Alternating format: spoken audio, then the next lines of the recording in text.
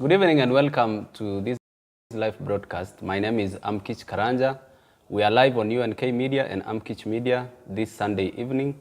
We are joined by an education expert, a former Teacher Service Commission Secretary. And before we go into the interview, I will allow him to introduce himself. Thank you, Amkich, and thank you for having me. I'm glad to be here. I am Benjamin Sogomo, former Secretary, Teacher Service Commission, and former Permanent Secretary, Ministry of Cooperative Development and Marketing. I have a lot of interest in education. My passion is on matters education, and I'm glad to be able to participate in this conversation about education reforms in this country. Thank you so much, Bwana Sogomo, and we appreciate your coming because there's a lot of interest around education reform, and so much is happening around the country. We have a new leadership in place, and there's a lot of transition in terms of the anticipation towards the transition of the the primary school into the junior secondary school. This evening, we will be having an easy conversation around those issues, and even beyond the primary and the secondary, we will be touching on issues relating to the tertiary institutions. But first things first, we are live from Kibelian Hotel, Baringo's Ivory of Hospitality, where you come in as a guest and live as family. We thank you and we welcome you once more.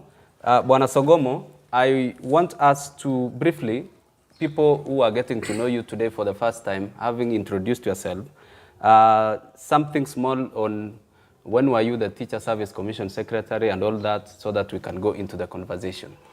Thank you. I've been a teacher most of my life. I started teaching in 1983 and became Secretary of Teacher Service Commission in 1998.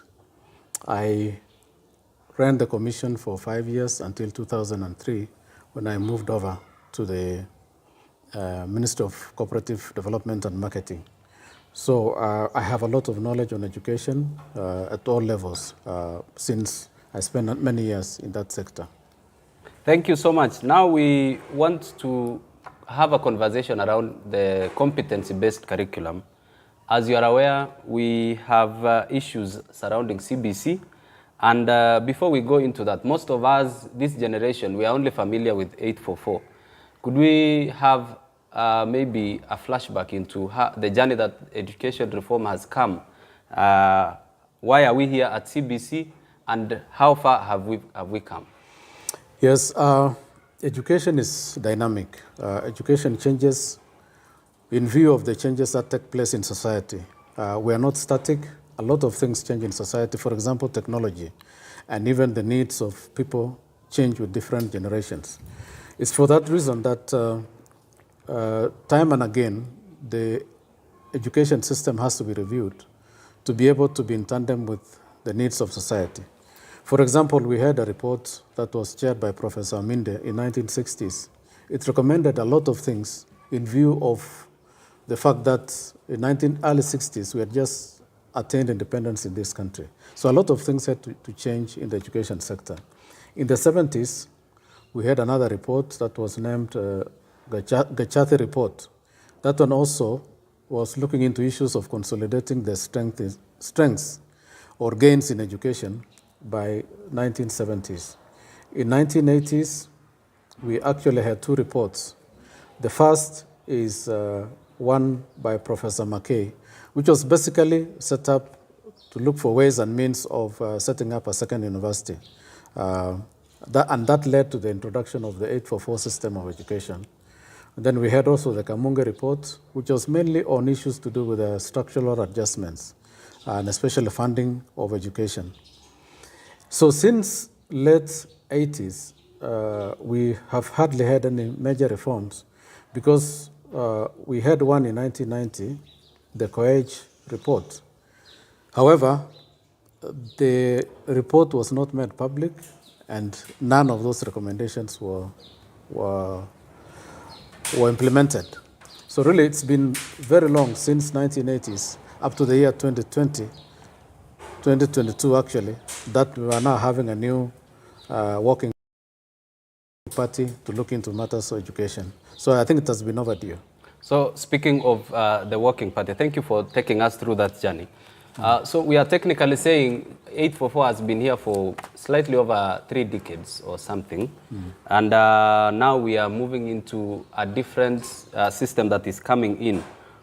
Would you probably, because I'm sure you have been writing quite a lot out there in the media, and we have been reading about some of the things that you've written, and we have, what would be the difference, that striking difference between the incoming competency-based curriculum and the 844 system that is now exiting? Yeah, thank you. First of all, I think we should look at the review that is ongoing through the establishment of the Working Party as reforms in the whole education sector, not just CBC and 844. But coming back to your question, I think the push all along has been to move towards getting primary and secondary school students to acquire some skills so that later on when they specialize in university, they'll be having some basic skills so that education is skill-oriented rather than theoretical. 844 was similar. CBC is similar, except now I think the requirements or the provisions of CBC are much more detailed, but the two systems had skills in mind, that the young people require skills that are usable as they grow up in the education system and for lifelong learning. Thank you. We have spoken into the issue of the content. We will later on be looking at the real issues in CBC.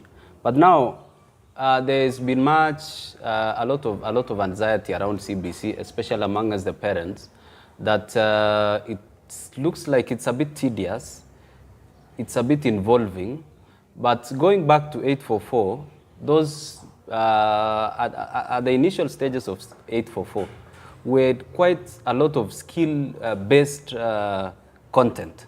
The curriculum was quite heavy, and it involved a lot of skills. Practical. People were working. It was practical, yes, if I can use your word, practical. We had subjects like art and craft. We had building, technology. And some parents and even the stakeholders in education have argued that maybe we needed to bring back the old 844 and not the current 844, and we would not have to go into these other issues of transition, the infrastructure, and everything else. Yes, in my view, 844 as originally designed was actually very good because of the practical subjects, as you have said. Subjects like metalwork, woodwork, art and craft, home science. Those were skill-based subjects. However, in the course of time, without the ministry changing anything in terms of the content of 844, schools drifted to fewer and fewer practical subjects, mainly because of the expense involved. It's a bit expensive to have these practical subjects, and the principals and boards tended to move towards subjects that did not have practical work and less expensive. In that case, then, the issue also of things like mean grade came in, that if, for example, students can do very well in CRE, history, geography, business education, and the compulsory subjects like mathematics and Kiswahili and English, then really you do not need to go to the practical subjects. Sure. So the original intention of having practical education was lost, and we drifted back to theoretical education. And yet McKay, in his recommendation, was that we were going to establish Moi University as a second university for purposes of having the technical education at higher levels. And we needed to prepare the students from primary through secondary to be able to join that technical university. Wow. So we are saying that at some point, some of the people thought it was maybe better to adopt the lighter subjects or something, to say, just to use the word lighter, because to avoid the expenses that were involved around some of the subjects. It's true. It's true. The expense was a major consideration. and also the competition for mean grades. Oh, sure. So schools tended to drift because of those two main reasons. Maybe just to cut you short, Yeah. you have mentioned the issue of competition and issues grades. Yeah. For those of us watching and having grown up in these environments of competition and the need to have grades and all that, what was different? What was different initially so that we are having issues on education, examination management, issues evaluation has become a whole headache for the ministry, especially towards the exams. We have a lot of security being put in place to curb examination malpractices. Was there something different? Are you saying there was no much competition in terms of mean grade and all that at the initial stages? Yeah, I think in the first 20 years after independence, obviously we did not have many people who were educated, and therefore the few that were able to complete, for example, Form 4, would automatically get jobs. Oh, sure. The demand was there. But by and by, as we moved after 20 years, 30 years onwards, the number of school leavers, both at the secondary and university level, increased to the point that the supply was now greater than the demand. The demand, yes. And therefore, parents and schools saw it fit to increase competition, or rather to make their students more competitive so that they can get the few available vacancies for employment or university entry. Thank you. So that created that competition. Thank you so much. For those of us who are joining us, we are live from Kibelian Hotel, Baringo's Ivory of Hospitality, where you come in as a guest and leave as family. We are here to discuss education reforms with Benjamin Sogomo, a former Teacher Service Commission Secretary. We thank you for being part of this conversation. Remember, you can join us on our social media handles. We are live on Facebook, on YouTube, and even on Twitter, #MattersEducation. Now, tonight we are focusing on CBC and education reforms beyond CBC. Now, let's get into the depth of this conversation. We have a presidential working party on education reforms led by Professor Raphael Munavu, and they will be going out into the public beginning, I think, tomorrow, 1st of November, going into the counties. I'm even aware that they will be here in Baringo, I think on 8th at KSG, Kenya School of Government. What are they going out before we get into the terms of reference, in a layman's language, in a language that all of us can understand? What are these people coming to get from us, and what should we tell them, maybe from an expert perspective and even as a parent and a stakeholder? Yes, we have had CBC now for about 4 years, and there have been concerns raised by parents, raised by experts, raised by analysts on the direction we are taking in education, specifically in the issue of on the subject matter of CBC curriculum, or rather competency-based curriculum. So after 4 years, for sure, we needed to review, and that's why the first term of reference is to have a summative evaluation of CBC. It's really to ask ourselves, how far have we gone and how far are we getting? I mean, how are we doing as we move forward? Yes, yes.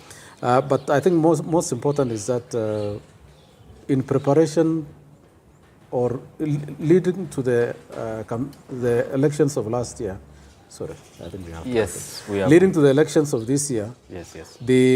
There were a lot of complaints by parents Yes. on CBC in terms of expense and in terms of the time required, and especially what parents are expected to do to support their children, especially in primary schools.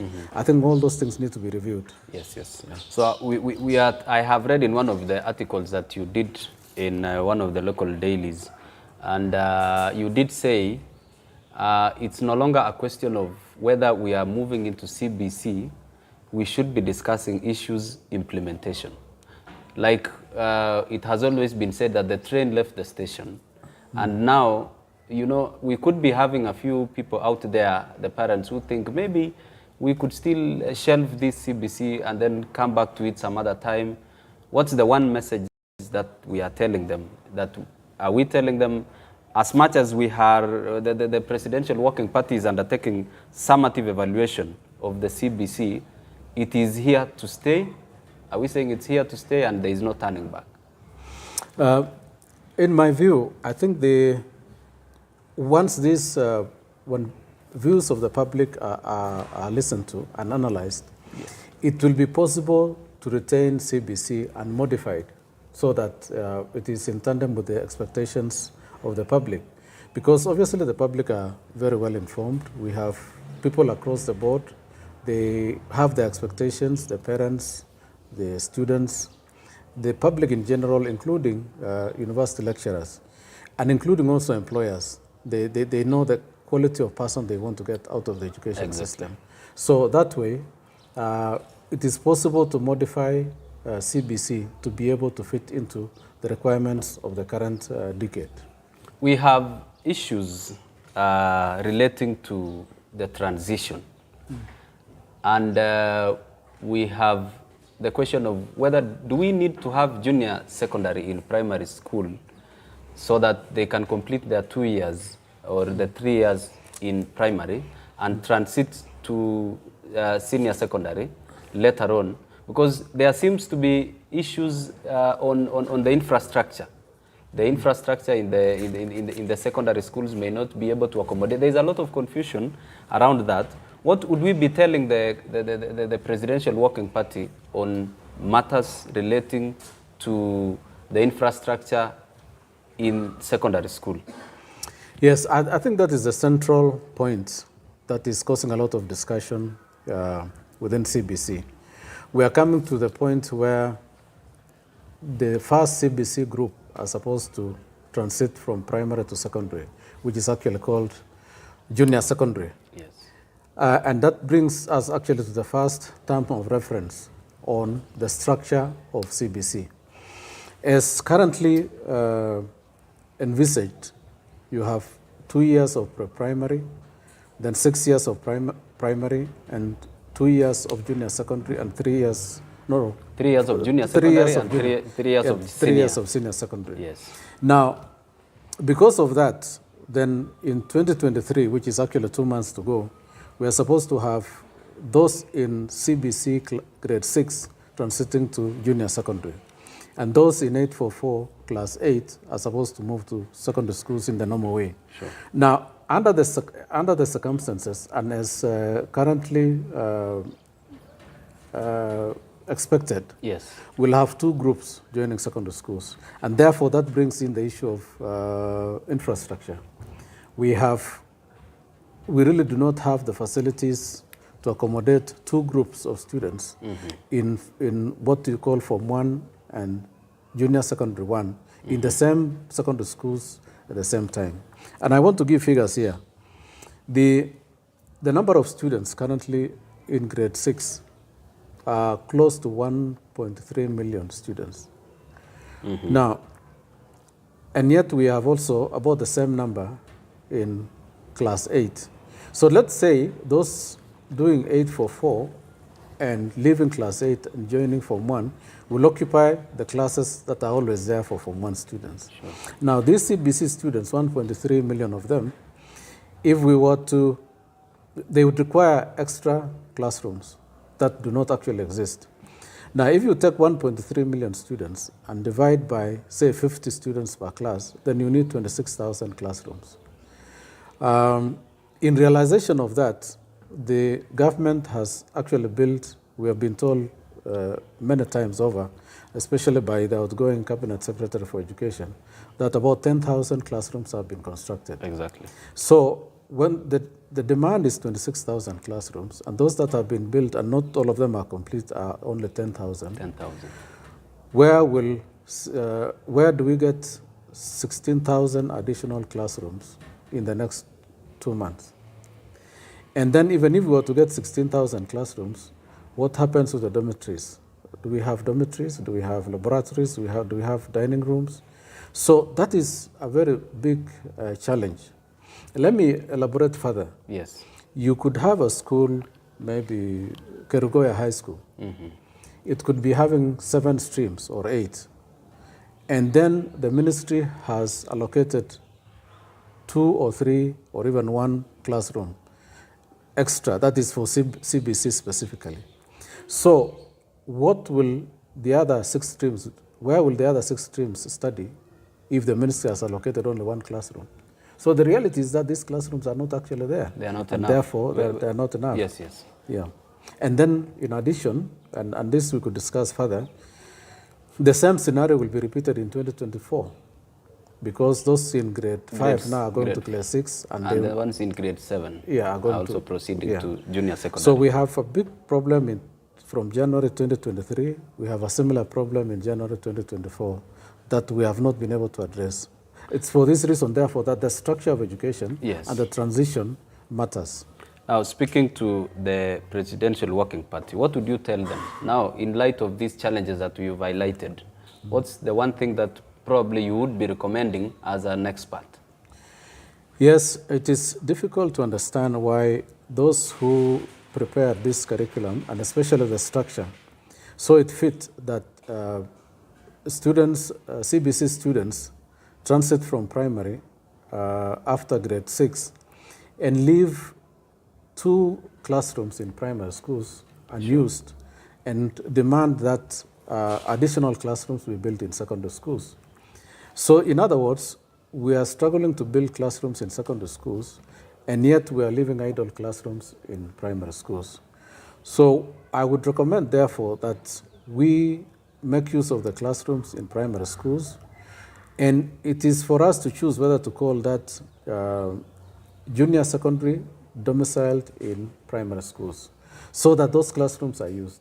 It would be easier to move teachers from one level to the next rather than do all this massive construction, considering that resources may not be available. Sure. And even if resources were available, would we really, in these 2 months, practically be able to construct 16,000 classrooms before January next year? That's a genuine concern, considering this is November, and the grade 6 and the Form 1s will be in school in January. Yeah. So we don't have time. We don't have time. Now, so you are recommending that maybe we can have the junior secondary being domiciled in primary school. Yes. Maybe called junior secondary domiciled in primary. Some people have suggested we have it as senior primary. Yes, I think the naming is not very important. I think where they are domiciled and the fact that that way the facilities will be usable and the teachers will be available at less expense, then it's more appropriate to do that. And therefore, we could even change the structure so that instead of 2, 6, 3, 3, 3, we could have 2, 6, 2, and then 4, and then 3 years in university. So that way, the issue of expense will be addressed in a manner that will be comfortable for everyone. Thank you. I think you have really touched on the issues of evaluation, issues of the implementation, the appropriate structure to implement CBC, and we have issues of conceptualizing and implementation of the key tenets that guide the competency-based approach, including but not limited to the value-based education, community service learning, parental empowerment and engagement, all those things captured in the first term of reference on basic education. Let's look at the assessment and the examination framework. We are being told that CBC is moving away from what has really been haunting the Kenya National Examinations Council. We've had issues, especially when it gets to examination seasons, and there is a lot of resources deployed into ensuring that the examination is credible, because we have had issues with cheating. Now, the assessment in CBC vis-a-vis the assessment in the 844 system, what would you say about that? And what would you recommend that we walk away from and we accommodate with what form of assessment? Yeah, I think that's a very tricky question. and I think this is what all of us should think about seriously. In the past, the issue of cheating in exams has become a big problem. And in some situations, teachers and even principals have been implicated in assisting students to cheat so that they get good grades. Now, then we are moving to a system in which the assessment right from grade 4 is actually done by the teachers of the same students that they have been teaching. So that then, if cheating has been going on in the past, like during KCPE and KCSE, why would we think that the teachers at this level, from grade 4, 5, and 6, will be objective? Isn't there a very serious element of subjectivity in the absence of an external assessor or a system in which those doing the assessment are the same people who are teaching?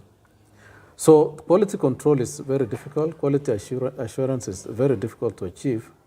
And therefore, this thing needs to be looked again, the assessment system of the two. There is actually something, just to cut you, maybe there is something to do with assessing and making recommendations around quality assurance and standards framework. Yes. So actually, is that what you are trying to bring out? Yes. Trying to say, who will actually make sure that this teacher who is assessing a child in primary school is objective?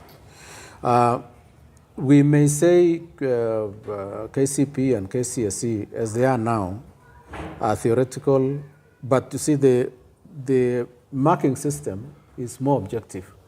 But this one is more subjective in the sense that the teacher and the student who is being assessed are known to each other, unlike the previous one, that the marking are done by other people. Other different person. Good. I think we are making good progress, and we are getting to understand most of the issues that we are looking at. We have issues relating. Thank you so much. Thank you so much for being part of this conversation. There's a lot of feedback from Facebook, from YouTube.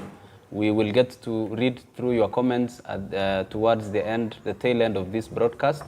We are live from Kibelian Hotel, the ivory of hospitality in Baringo County and even beyond, where you come in as a guest and leave as family.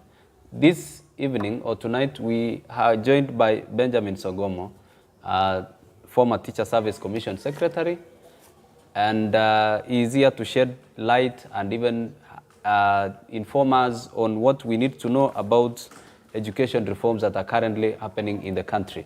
We continue with this conversation. We were talking about the quality assurance and standards framework, but then maybe to take you back, Sogomo, there are issues because I have seen parents, we have been going for prayer days and all that. It seems it's all systems go on issues transition from primary to secondary. So really, we may be seeing, despite all the challenges that we are envisioning, then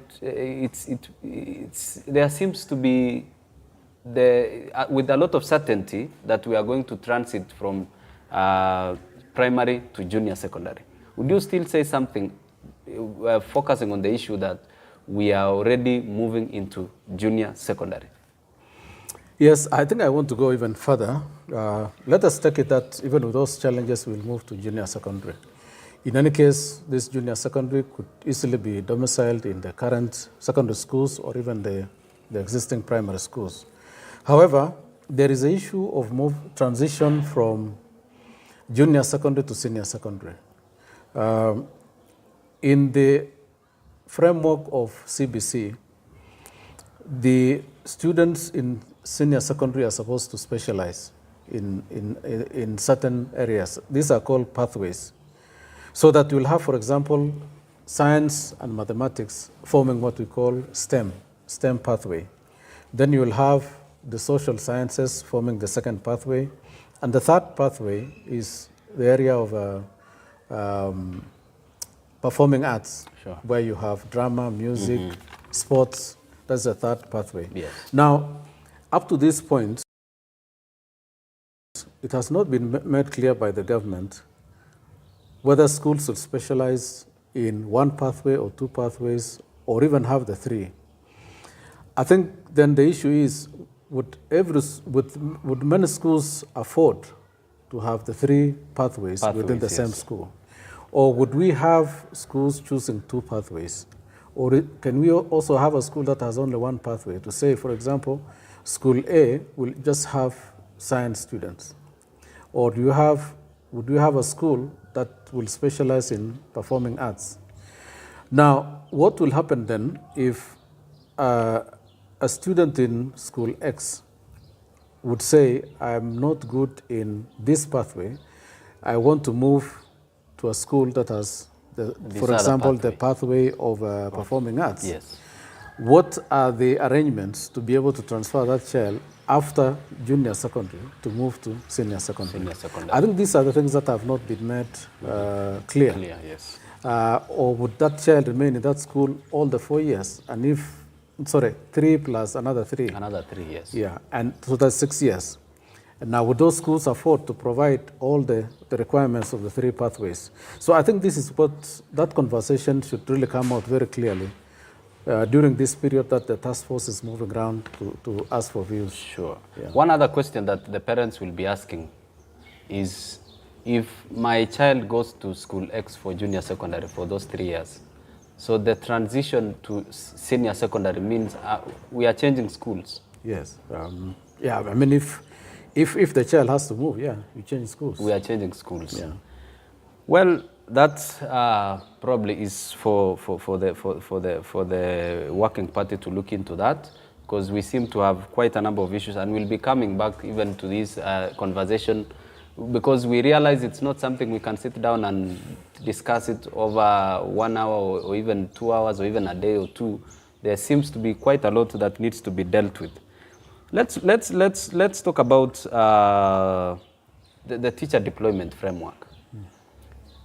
There is an issue revolving around issues to do with who is going to teach at junior secondary, and where are we going to get the human resource. The Teacher Service Commission, the employer of the teachers, will be having a lot of course the government will be having a lot of responsibility when it comes to that, because we have talked about figures stretching to 2.6 million learners transiting to junior secondary and Form 1. So what does that mean to us, and even to the employer? Do we have enough human resource, the teachers now? Yes, I'd like to answer that in 2 ways. First is the issue of establishment of schools. There is hardly any control on the establishment of schools, and especially from the year 2003-04 up to now, when CDF was established. We have a situation in which the members of parliament or members of the National Assembly have actually used CDF to establish schools on their own volition. Sure. And on the basis of the demand from their voters. But on the other hand, nobody consults Teacher Service Commission whether they will have teachers available after these schools have been put in place. Mm-hmm. And nobody consults Treasury, where salary comes from, that if this school is established, Teacher Service Commission will provide teachers and the Treasury will be able to pay them.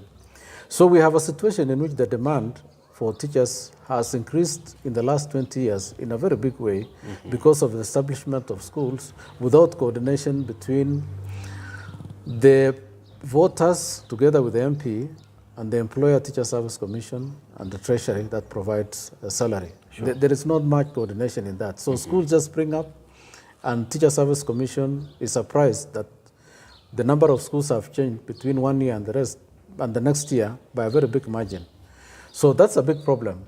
The second issue is teacher deployment on the basis of CBC. Yes, yes. I think that's a lesser problem. I think it is easier. We have a lot of qualified teachers who can teach both primary and secondary, and especially junior secondary, which is really like part of secondary. Mm-hmm. I think it is easier to deploy teachers from secondary to to junior secondary, even if they are domiciled in primary schools. We also have a lot of teachers teaching in primary schools, but who have studied and have degrees, and therefore they can teach a junior secondary. Sure. But coming back to that issue of establishment of schools, it's a very serious matter. I have seen in countries like Australia, where schools are actually controlled to the extent that they are only established when it is assured that teachers will be available, and also salary for paying those teachers will be availed by government.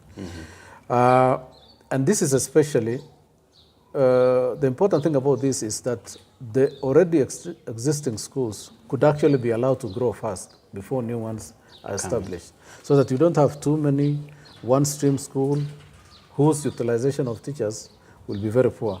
So I think that is the main challenge that needs to be addressed. Because I think we've seen in the past that schools which have not been able to surmount the teething problems once they are established, because there's a lot of excitement around saying our leader has given us a school, and then 2-3 years into that school we have issues. The school doesn't have teachers, the enrollment is very low, and the infrastructure is becoming a problem. So are you saying, from what you've said, I'm getting that you are suggesting that we work with what we have, and get the resources that are needed into the existing schools, so that we don't keep establishing schools that we cannot sustain, because there seems to be that disconnect between the voter and the politician and the government up there, the stakeholders who are in charge of issues relating to salaries and all that. Yes, I think that's the position I'm taking. But in addition, there's also the issue of deployment of teachers in hardship areas. Sure. Especially the arid and semi-arid lands. It's something that needs to be looked at once again, because you have situations that in arid lands, the population of students in a class could even be less than 20, and yet they require a teacher. Then the distances between one school and the next is even up to 50 kilometers or 20 kilometers. So you cannot say close this school and take the children to the other school, because they cannot leave their parents. So the teacher deployment formula or framework could actually be worked on a regional basis. Sure. So that there could be a formula for deploying teachers in arid and semi-arid lands, which are normally less populated, and there could be a different formula for the high potential areas whose population is high.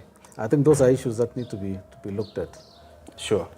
I think we are getting to get to understand, because when we were beginning this conversation, we really had quite a number of issues, even from what we had gathered from the parents.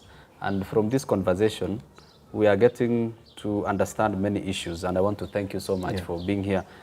We want to now switch gears and probably move away from CBC. We've dealt with a few issues. We may not be able to finish them, but let us move on to the Working Party is also looking into issues, TVET. The government mechanism of the governance mechanism of learning institutions and sharing of resources across the schools, the TVET institutions, so that we have maximum utilization of public resources for improved learning outcomes. Now, we are going into CBC, skill-based. As we transit after secondary school, we have TVETs. There are people who still don't understand what exactly, how does TVET come in between the other tertiary institutions, that is the universities? What is the role played by TVETs? And maybe before we even get to discussing what the Working Party is looking for on issues, TVETs. Yeah, I think the issue of TVET, which is technical and vocational education and training, the purpose of setting them up is to provide opportunities for the youth to acquire skills that are very, very specific, so that they don't have to take many subjects, but they focus on specific areas. For example, you could have students who are interested in building technology or masonry. Then you have others who are interested in mechanical engineering, others interested in electricity or electrical engineering. At the certificate level or even diploma level, before you get to the degree level. These are skills that are required. The demand is very high in Kenya and elsewhere. So this provides an opportunity for those who leave Form 4 and join those institutions. They don't necessarily need to join university after that. They can acquire skills that they can use for the rest of their lives, especially on things like construction. So that's the purpose of setting up TVET institutions. Yes. And I'm glad the government has actually constructed a very big number. The intention was to build one TVET institution in every constituency, and we have 290 constituencies. So up to this point, I think the government has provided well over 200, I think close to 250 TVET institutions, which is a lot of credit to the government. And hopefully there would be more coming because there is a policy, maybe if you can speak to that, about that policy, where they are talking of having a TVET institution in every sub-county, that is a constituency. We have 290 constituencies. So that, are we looking into having 290 TVETs, maybe within the next 5 years or something? And maybe you need to also say something about, we have a lot of, I don't want to call it excitement, the issue of university degrees. Some people look at TVETs, some of the students moving out of, the society would look at a diploma or a certificate from a TVET and look at a degree, and there's that kind of stereotype that someone going into a TVET or a village polytechnic is a failure compared to someone who went to the university. You know, I think maybe we need to inform ourselves to depart from that kind of thinking, so that we look at everybody as skilled, qualified at their own level, depending on the pathway that they decide to take. Yes, I think the attitude is changing. The attitude is changing very fast. That of late, we have a lot of students that qualify to join university by acquiring C+ and above, who actually refuse to join university and join these TVET institutions to take these courses. So that is a very big improvement in terms of attitudes towards respectability of TVET institutions and their products. But I think at this point, maybe I could move to the issue of this time of reference, which is about maximization and utilization of public resources. Yes, now, to improve the learning outcomes. As every constituency acquires a TVET institution, we have a situation in which initially the government actually provided specific equipment to every TVET institution in a manner that they required those institutions to specialize in certain subjects. For example, if you go to Eldamaravin Technical and Vocational, the TVET institution, there's a lot of equipment for agriculture. Very huge tractors, very huge harrows, and everything that you can learn in agriculture is actually available in Eldamaravin TVET. Then you move to another one like Emening Technical. There's a lot of equipment on mechanical engineering. And this is replicated elsewhere in every county. Sure. Now, you have a situation in which, unfortunately, the boards of these institutions are beginning to set up courses that they were not supposed to specialize on. So that you may find Eldamaravin, which has a lot of equipment on agriculture, also want to have mechanical engineering. And you have a place like Emening that has equipment on mechanical engineering, trying to set up agriculture courses. Now, these two institutions are not far from each other. Sure. We could have all the children, even in the whole of Baringo County, who are interested in taking agriculture as a specialization, all of them to move to Eldamaravin. Sure. And all those who require to specialize in mechanical engineering, from the whole of Baringo County come to Emening Technical. And then other technical institutions like the one at Kapchip Kor or the one at Kapso, Baringo, Technical, would take other courses, maybe masonry. Sure. So that a child from Eldama Ravine could actually move to Baringo Technical to specialize in masonry and not go to Eldama Ravine. Sure. Because that is what they like. So we are having a lot of duplication, and therefore the original purpose of setting up those institutions are being diluted. And therefore we are not maximizing on the utilization of the resources that have been put there. Sure. I think I'm getting to understand that that we have institutions they want to have all the disciplines again at the same time, instead of specializing, and so that when the government is maybe providing finance issues to do with funding, they are providing equipment that is, if it's an issue of agriculture, it's going to this institution X. And when we are talking about mechanical engineering, we are focusing on this so that we don't have to be, we want to make every other institution to be good at mechanical engineering. We want them to have agriculture. We want them to have business courses and all that. So that's what we are saying. Yeah, I still want to say something about maximization of utilization of resources. Yes. These TVETs are many, 290. There has been an idea that they could be clustered into those that are within particular counties. Let me use the example of Kenya Medical Training Institutions, KMTCs. KMTC. We have the Director General of KMTC based in Nairobi. And we have very many, in hundreds actually, of medical training institutions all over the country. But all those other medical training institutions are answerable to the Director General in Nairobi. So that way, the command structure will emanate from the top all the way to every MTC within the country. So that what you have in different places, whether they're in Lodwar or in Kabarnet or in Mombasa or in Kiambu, are medical training institutions that are branches of the main medical institution. Sure. So management becomes easier.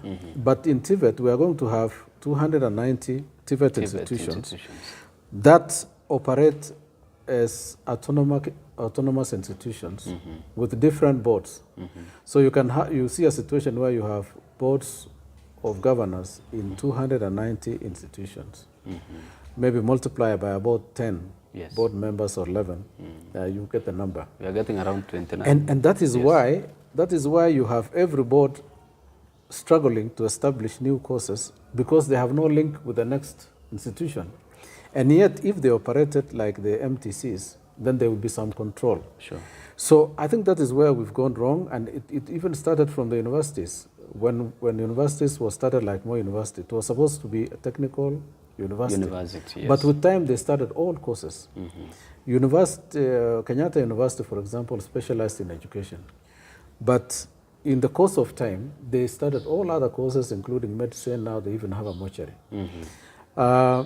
They have done well, but on the other hand, the concept of specialization was lost completely. And therefore, we replicated the courses across the board. Maybe limiting ourselves, while we are still at that point of specialization, what would have been this thing that made every university and maybe every university want to have all the courses departing from their initial specialization? Maybe, for example, even Egerton University, we've always known that it was an agricultural university, but then now it has every other discipline that is there.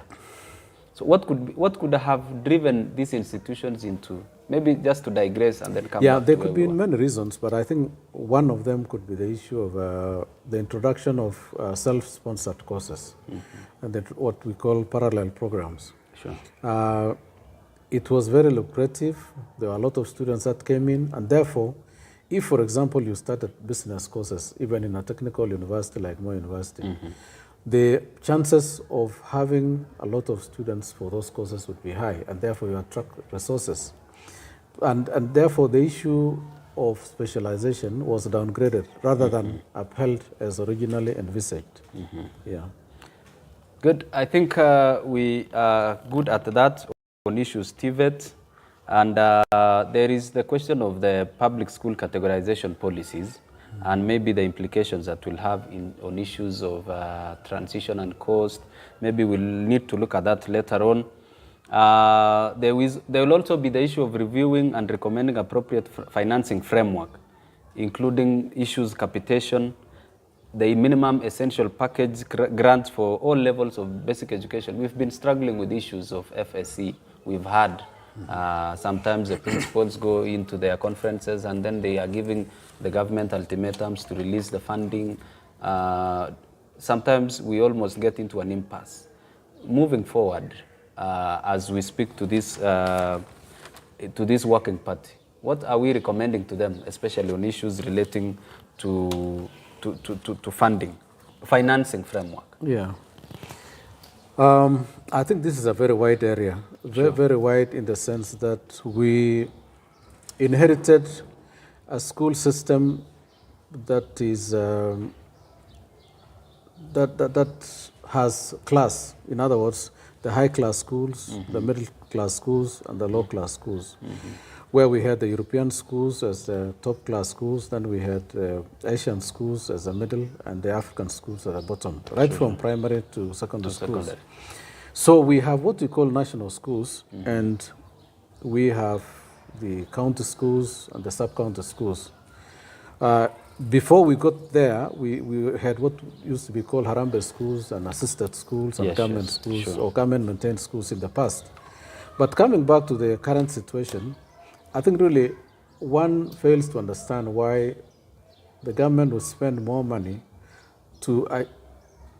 by providing higher capitation to a child in a national school and less in another school, directly or indirectly, through teachers or through direct capitation. This is a situation in which it's not really acceptable because a child in a sub-county school is still a child of a Kenyan, just like the one in a national school. Sure. So that is why there is a need to review and recommend a financing framework. I think this is really the issue of equity. Let me take you back slightly. In the past, government used to give capitation or provide capitation to government-maintained schools. And then for what used to be called assisted schools, they used to provide teachers, but not capitation. But in Harambee schools, nothing was being provided. So an argument arose that the child in Harambee, assisted and maintained, are all Kenyan children. And therefore, that categorization was left out. But now we still have national, county, and sub-county schools. So I think we need to look at that because that affects the issue of financing of the schools, and it affects how much resources they receive in those schools compared to other schools. So I think the people who will present their papers should really have equity as a major consideration to be discussed. So maybe because I'm seeing we are running out of time and we need to conclude this conversation, we'll be coming back to this maybe some other time. But it would be unfair for us to leave this conversation without talking about something relating to those children with special needs. You know, we have institutions which have, as we move into junior secondary, and even the TVET institutions and everything else, how would you recommend we accommodate, because we have integrated institutions which accommodate both type of learners, but now, as CBC comes in and TVETs are here and we have universities, all the reforms are coming in, would you have something that you can speak to the Presidential Working Party on the persons and children with special needs? Yes, I think the children with special needs have a lot of disadvantages. Let me use an example. Over several decades, we've had to use these specialized typewriters for the blind. What are they? Braille machines. Braille machines. With time, we now have technology changing so much that having Braille machines are getting obsolete, and therefore we need to move to provide the blind students with computers that they can use. Sure. And they are not braille machines. Actually, it means the equivalent of braille machines, but they are computers. Now, that changes completely the way they are going to be trained. Sure. So, starting from that and moving to the rest, it is therefore very important that a very serious study be carried out on how we can assist those who have physical challenges, those in special schools. Now, the other issue that we have is that the CBC is skills-based. Now, even the concept of having, for example, in senior secondary school specialization, when you specialize in certain courses, supposing you don't acquire the skill in 3 years in secondary school, Sure. would there be a possibility that you are given an extra year to acquire the skill? Oh, sure. Because it's a skill you need. It is not time. It is not supposed So to be we are time limiting bound. you to 3 years. If you don't get it, Then you we no don't longer need you We here. don't need you. So I think people, like those who have challenges, Yes. the special needs children, they could actually be given more time to acquire the skills and still be recognized after that period Sure. that they will have acquired the skills. And that argument also goes to secondary schools. So I think there is a greater study that needs to be carried out to accommodate all category of children in the education system. Thank you so much. I think we are going to stop at that because of time. But I would really want us to come back some other time and have this conversation because we have quite a number of issues on tertiary and university education, so many things on TVETs, but maybe your closing remarks on this whole issue of education reform, just in 1 minute. Yes, I would like to urge the members of the public to present their ideas to the working party, because this is an opportunity that has been provided by His Excellency the President to ventilate on the issues of education. And like I said at the beginning of this discussion, it may take another 10, 15, or even 20 years before we get an opportunity like this. So let us take full advantage of this situation, especially teachers, especially lecturers in universities, and especially also employers who have seen the shortfalls of the skills of the children that have come out of secondary school and graduates from university, so that they can maximize, or rather the education system can be improved to meet the needs of society. Thank you so much. Thank you so much, Benjamin Sogomo. This has been an interview and a conversation around education reform. We are grateful that we've heard you. A lot of feedback on social media. We appreciate that. We are sorry that we could not be able to read all that, but we are able to participate in the conversation. We are also hoping that we'll see you in Baringo, Kenya School of Government on 8th November, because we are looking forward to hearing more from you. From us and from UNK Media and Amkich Media, this evening we are grateful. Thank you so much for having us, and thank you so much for coming to this. Thank you. Thank you. Thanks for having me. Karibu sana. Asante. Asanteni sana. Have a great evening. Happy November. Tomorrow we are going into a new month. Thank you.